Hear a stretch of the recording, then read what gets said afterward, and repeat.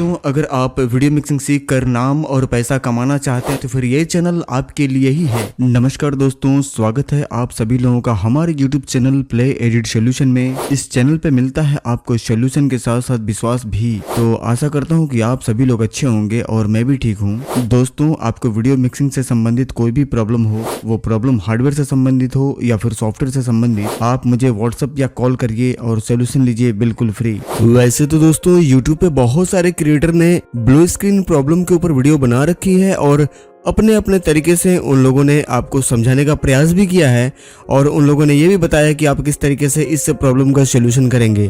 पर उसमें कहीं ना कहीं ये क्लियर नहीं हो पा रहा है कि आखिर ये प्रॉब्लम 100% किसी एक या दो जगह से हम इसको रिमूव कर सकें या फिर ठीक कर सकें।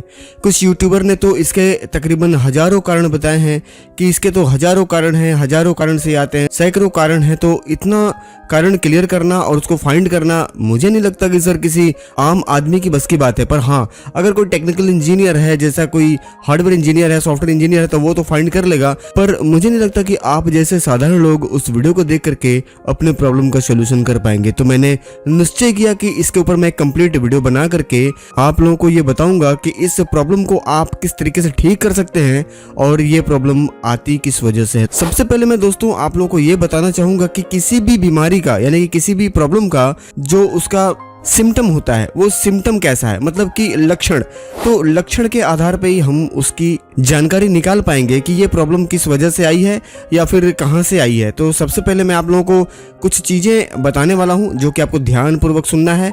और वीडियो को आगे बढ़ाने से पहले दोस्तों मैं एक चीज़ बता दूँ कि वाकई में अगर ये प्रॉब्लम आप बार बार फेस करते हैं या कभी अपने जीवन में फेस किया है या हो सकता है कि आपको फेस करना पड़ जाए, तो वीडियो को अगर आप पूरा बगैर स्किप किए हुए देखे रहेंगे तो आपके नॉलेज में ये चीज़ रहेगा और आपको वापस से इस समस्या के समाधान के लिए दूसरा वीडियो नहीं देखना पड़ेगा।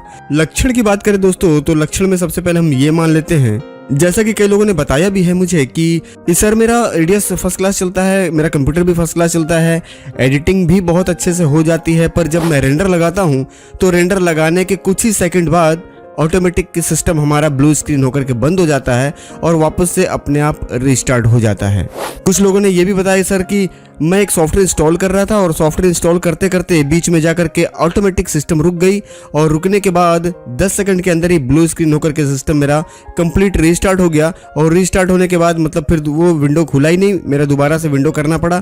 तो ये प्रॉब्लम क्यों आ जाती है? तो दोस्तों मैं आप लोगों को बता दूं कि जो सॉफ्टवेयर इंस्टॉल कर रहे हैं, ध्यान दीजिएगा मेरी बात पे, कि जो आप सॉफ्टवेयर इंस्टॉल कर रहे हैं और इंस्टॉलेशन के समय जो एरर आई है, तो उसका मतलब ये हो गया कि सॉफ्टवेयर के वर्जन और आपके विंडोज़ का वर्जन ये मैच नहीं कर रहा है, या फिर आप पहले से ही कोई ऐसा सॉफ्टवेयर उसमें इंस्टॉल कर रखे हैं, उस सॉफ्टवेयर की वजह से आपका जब आपने नया सॉफ्टवेयर इंस्टॉल किया और दोनों सॉफ्टवेयर की मैचिंग या कॉम्बिनेशन नहीं बैठ पा रही है, जिसकी वजह से कुछ फाइलों के क्रैश होने के बाद यह मैसेज सामने देखने को मिलता है। इस कंडीशन में कई बार ऐसे हो जाते हैं कि विंडोज़ भी करप्ट हो जाती है और वापस से आपको कंप्यूटर फॉर्मेट करना पड़ता है और उसमें आपका कई घंटे का समय बर्बाद हो जाता है। तो हमेशा अपने पीसी का जनरेशन ध्यान में रखते हुए अपने विंडोज़ को हमेशा अपडेट करते रहें या अपडेट वर्जन ही विंडोज चलाएं। अगर आपके पास इंटरनेट की व्यवस्था बढ़िया है तो आप उसको अपडेट कर लें। अच्छा, इंटरनेट अगर आपके पास अच्छी नहीं है और आप कहीं गांव देहात एरिया में रहते हैं तो हमेशा लेटेस्ट वर्जन विंडो से ही अपने पीसी को फॉर्मेट करें, ठीक है? ये आपको ध्यान रखना है। दूसरी बात कि जो सॉफ्टवेयर आप इंस्टॉल कर रहे हैं तो ये भी आपको ध्यान रखना है, जैसे आप फोटोशॉप डाल रहे हैं या फिर आप प्रीमियर प्रो या फिर एडीएस, तो इसका भी हमेशा लेटेस्ट वर्जन ही आपको डालना है। ध्यान देना है इस चीज़ को कि ऐसा ना हो कि विंडोज आपका बहुत लेटेस्ट है और सॉफ्टवेयर कोई इंस्टॉल करे वो बहुत पुराना वर्जन है तो भी दिक्कत करेगी, या फिर विंडोज बहुत पुराना है, सॉफ्टवेयर बिल्कुल लेटेस्ट है तो भी प्रॉब्लम करेगी। तो कहने का मतलब यह है कि इन सारे चीज का एक कंप्लीट कॉम्बिनेशन होता है। जैसे कि हम कभी भी अगर कोट पहन रहे हैं तो कोट के साथ हमको पैंट पहनना एकदम अनिवार्य है, जरूरी है। हम कोट के साथ पैजामा नहीं पहन सकते। ये एक मैं उदाहरण दे रहा हूँ, इसको ध्यान से समझिएगा। अगर हम कोट पहन रहे हैं तो कोट के साथ हमेशा पैंट ही पहननी है, हम पैजामा पहन के काम नहीं चला सकते। और कुर्ता और धोती पहन रहे हैं तो ये भी आपको ध्यान देना है कि धोती के साथ कभी भी कुर्ता ही अच्छा लगता है, उसके ऊपर हम कोट नहीं पहन सकते। तो ये आपको एक उदाहरण दे रहा हूँ, कॉम्बिनेशन समझ लीजिएगा। हमेशा मैचिंग और कॉम्बिनेशन को अगर आप समझ करके काम करेंगे तो आपका पीसी प्रॉब्लम नहीं करेगा। चलिए अब बढ़ते हैं आगे। ये तो हो गई सॉफ्टवेयर इंस्टॉल करने में आने वाले ब्लू स्क्रीन की प्रॉब्लम का सोल्यूशन। अब बात करते हैं कि जब हम EDS में रेंडर लगाते हैं तो उस समय जो हमारा ब्लू स्क्रीन आ जाता है, तो उसका जो सबसे मेन कारण है दोस्तों, वो मैं आप लोगों को फाइंड करना चाहूँगा। यहाँ पे आपको थोड़ा सा ध्यान देना पड़ेगा। सबसे पहली चीज कि जो हमने विंडोज इंस्टॉल किया हुआ है, विंडोज हमेशा 3 स्टोरेज में इंस्टॉल होती है। जैसे कि आप जानते हैं सबसे पहले हार्ड ड्राइव चलता था। अभी भी मेरे कुछ ऐसे बंधु हैं जो जिनका बजट अलाउ नहीं कर रहा है, वो अभी भी SSD नहीं लगवा पाए हैं, तो वो आज भी हार्ड ड्राइव के अंदर ही अपना C ड्राइव बना करके काम करते हैं। तो यहाँ पे ये ध्यान देना है कि अगर लोड पड़ने पे आपका क्रैश हो रहा है तो अपने हार्ड ड्राइव का जो SATA केबल है और पावर केबल है, ये आप निकाल करके साफ करके लगा लेंगे। अगर आपको ऐसा लगता है कि शायद मेरा केबल डैमेज है तो पावर केबल या फिर SATA केबल आप नया लगा लेंगे। पावर केबल आपको ध्यान देना है, पावर केबल चेंज नहीं कर सकते क्योंकि वो आपके पावर सप्लाई से जुड़ी होती है। तो उसको आपको दांत साफ करने वाले ब्रश से बारीकी से उसको साफ कर लेना है, थिनर वगैरह या फिर पेट्रोल लगा करके, और उसके जो अंदर कार्बन वगैरह है वो साफ कर लेने हैं। और SATA केबल बहुत महंगा नहीं आता है दोस्तों, 20-25 रुपए का SATA केबल आएगा, तो SATA केबल आप चेंज कर लीजिएगा। जानकारी के लिए दोस्तों मैं SATA केबल का एक इमेज यहाँ पे आप लोगों को दिखा रहा हूँ। ये ध्यान दीजिए, इस तरीके का SATA केबल होता है, पर ये एक लोकल SATA केबल है, मतलब कि बहुत अच्छे क्वालिटी का नहीं है। इसमें एक ब्लैक कलर की आती है जो कि मदरबोर्ड के साथ आता है, अगर वो मिल जाए तो अच्छी बात है। या फिर अगर आपके पास तत्काल में SATA केबल अवेलेबल नहीं है और आपको कस्टमर को काम देना है, तो इस SATA केबल का जो यहाँ पे पिन है, ये भी आप दांत साफ करने वाले ब्रश से साफ कर सकते हैं और इसको पलट करके लगा सकते हैं। मतलब कि पलट के मतलब कि इधर वाला सिरा आपको उधर कर देना है और उधर का सिरा आपको इस साइड कर देना है, तो ये पलट के भी आप लगा सकते हैं। और ये जो थ्योरी मैंने बताई है आपको पावर केबल और SATA केबल साफ करने का, ये आप हार्ड ड्राइव अगर आपने लगा रखा है तो भी उसको साफ करेंगे, और अगर आपने SSD लगा रखी है तो भी साफ करेंगे। साफ करने के बाद दोस्तों यहाँ पे आप ये जगह देख रहे होंगे जो कि ये पावर सप्लाई का केबल यहाँ पे लगता है, ये जो बड़ी वाली पिन है, तो इसको भी आप रबड़ की मदद से साफ करेंगे। ये जो बच्चे पढ़ते हैं और कॉपी पे जो कुछ गलत लिख देते हैं, तो लिखने के बाद जब उसको मिटाते हैं तो वो जो रबड़ होती है, उस रबड़ से आप इसे साफ कर लेंगे तो इसके ऊपर का कार्बन बेहतर तरीके से निकल जाता है। और ठीक इसके ऊपर यहाँ पे भी आप देख पा रहे होंगे, यहाँ पे भी कुछ पिन दे रखे हैं कंपनी ने, तो इसे भी आपको साफ करके बिल्कुल क्लीन कर लेना है। ध्यान देना है कि कभी भी आपको किसी पेचकस की मदद से या फिर किसी नुकीली चीज से इसको साफ नहीं करना है, ना ही ब्लेड लगानी है। नहीं तो अगर एक भी पिन आपकी उखड़ गई तो हार्ड ड्राइव या फिर SSD आपकी खराब हो जाएगी। तो हमेशा इसे साफ करने के लिए रबड़ का ही उपयोग करें। रबड़ हमेशा नया रबड़ लें जिसका कोना बिल्कुल नया हो, और उस कोने की मदद से बिल्कुल अंदर तक इसकी सफाई करके आप कंप्लीट इसको साफ कर सकते हैं। अब बात कर लेते हैं दोस्तों M.2 या फिर SATA SSD की, जो कि डायरेक्ट मदरबोर्ड में लगती है, चाहे वो NVMe हो या फिर M.2 हो। तो आप उसके भी पिन को अगर बार बार ये प्रॉब्लम कर रहा है तो इसे भी आप बाहर निकाल करके बेहतर तरीके से इसके पिन को आप उसी रबड़ की मदद से साफ करके वापस से लगा सकते हैं। तो ये जो जानकारी मैंने आप लोगों को दी है, ये किसी तरीके का पिन के ऊपर कार्बन आने के वजह से ब्लू स्क्रीन हो सकता है, तो ये इसका समाधान हो जाएगा। पर इस बात को मैं आपको स्पष्ट तरीके से समझा दूं और आप ध्यान में रख लीजिए कि कभी भी जब भी आप SSD लगाइए तो कभी भी किसी लोकल कंपनी का SSD मत लगाइएगा।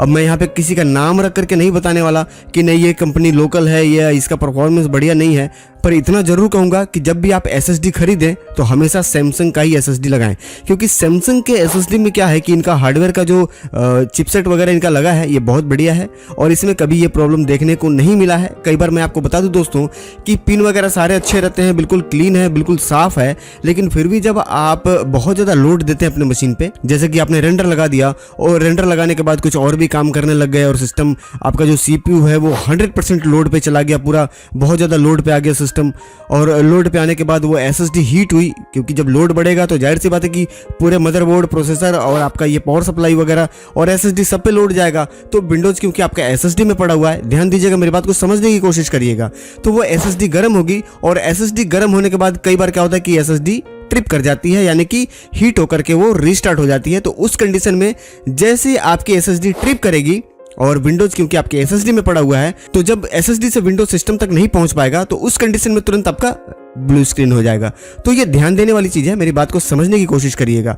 SSD कभी भी एक अच्छे कंपनी का लगाइएगा, और मैं यही कहूँगा कि कभी भी SSD लगाइए तो सैमसंग कंपनी का लगाइए। बजट कम है तो वो अलग बात है, आप WD में जा सकते हैं, क्रूसल में जा सकते हैं। क्रूसल ऐसा नहीं है खराब है, क्रूसल भी बढ़िया है, लगा सकते हैं।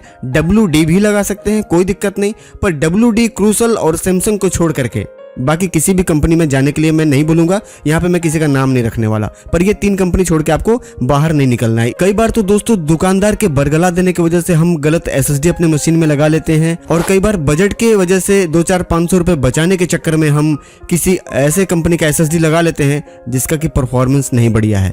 थोड़ा सा मैं ये क्लियर करा दूं दोस्तों कि कभी भी जब भी आप SSD लगाइए तो हमेशा रीड और राइट जो उसका परफॉर्मेंस है उस पर लिखा होता है, डब्बे पे पढ़ लें। 3500 MBps पर सेकंड की जो स्पीड है उससे नीचे का SSD आपको नहीं लगाना है। 200-500 रुपए फालतू लग जाए, लेकिन 3400-3500 MBps पर सेकंड की जो स्पीड है वो SSD लगाएं। बाद बाकी ऐसा कोई SSD मिल रहा है जिसमें 1000 MB 1500 MB पर सेकंड का उसमें रीड राइट की स्पीड है, भाई साहब ऐसा SSD लगाने से तो बढ़िया आप हार्ड ड्राइव ही चलाएं, क्योंकि हार्ड ड्राइव भी आपका वही स्पीड दे रहा है, तो कोई मतलब नहीं है। SSD लगाइए तो बढ़िया लगाइए, थोड़ा सा पैसा खर्च करिए, पर लोकल कंपनी का SSD मत लगाइए।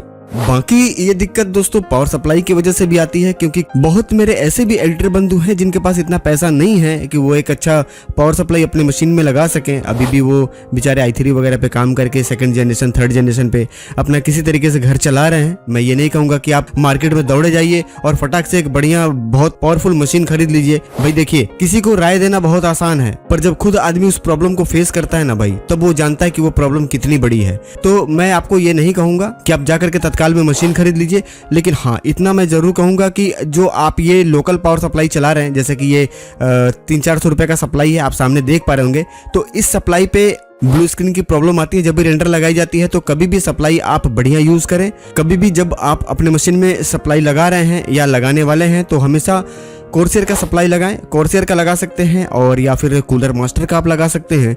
कूलर मास्टर के अलावा 1-2 कंपनी और है, पर मैं उधर जाने के लिए नहीं बोलूंगा। आप कोर्सेर और कूलर मास्टर में जाइए, और ये दोनों पावर सप्लाई अगर आपको नहीं मिल रहा है मार्केट में तो फिर आप एनटेक की भी पावर सप्लाई लगा सकते हैं। एनटेक कंपनी बहुत अच्छी पावर सप्लाई बनाती है, और तकरीबन मेरा ऐसा अनुमान है कि कोर्सेर और कूलर मास्टर से उनका सप्लाई सस्ता है, तो वो भी आप ट्राई कर सकते हैं। थर्मलटेक भी एक बहुत अच्छी कंपनी है, पर थर्मलटेक का जो प्रोडक्ट है वो काफ़ी महंगा है, हर आदमी नहीं खरीद सकता।